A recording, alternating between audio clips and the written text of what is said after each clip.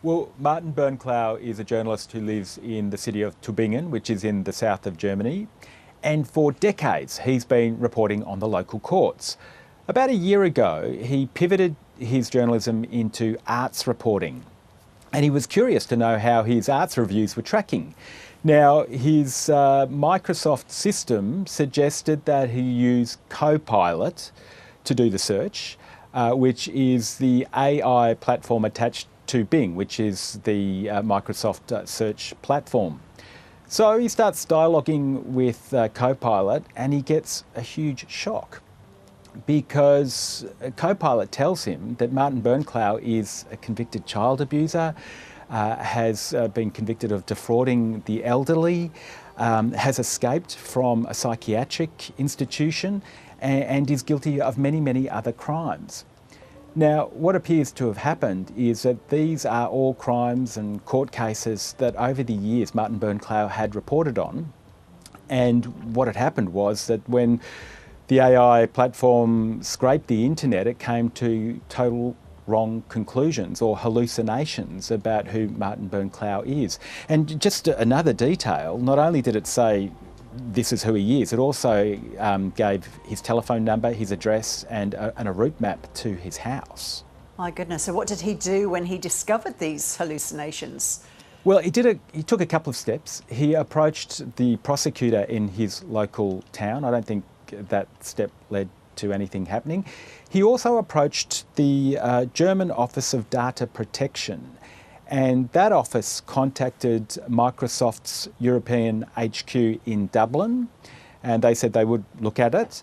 But subsequent to that contact, similar searches resulted in the same kind of slanders or inaccuracies, according to Martin.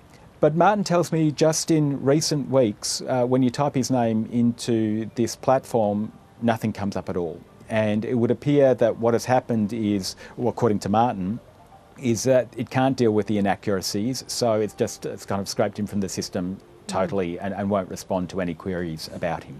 So have there been legal cases arising from these types of AI hallucinations, Damien?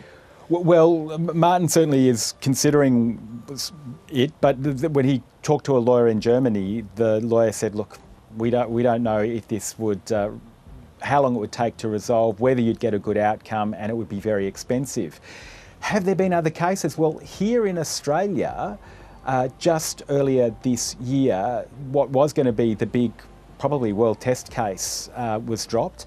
That was being brought by the mayor of the Shire, the Hepburn Shire Council in regional Victoria. His name is Brian Hood, and he dropped what was believed to be the first test case in the world because it was too expensive. Now, what had happened to Brian Hood was he typed his name into ChatGPT, and it described him as a convicted criminal, a fraudster.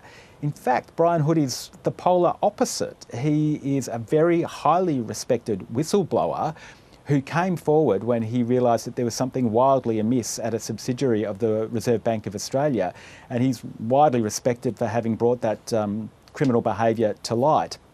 But so he was very concerned, but he decided that largely because of the cost associated with uncertain litigation, he decided to drop that test case. Are there any legal actions happening elsewhere in the world?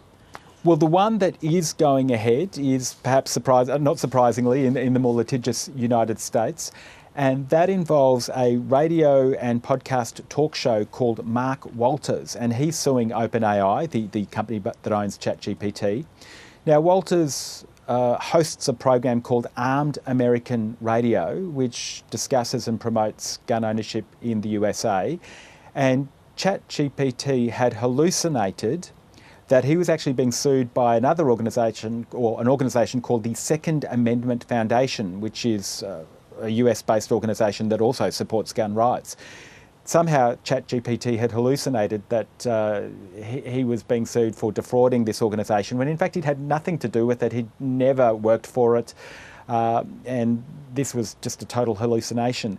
ChatGPT has tried to dismiss this action, but it is going through the courts. So it will be very interesting to see what happens, and it may prove to be the test case that we're all waiting for around the world.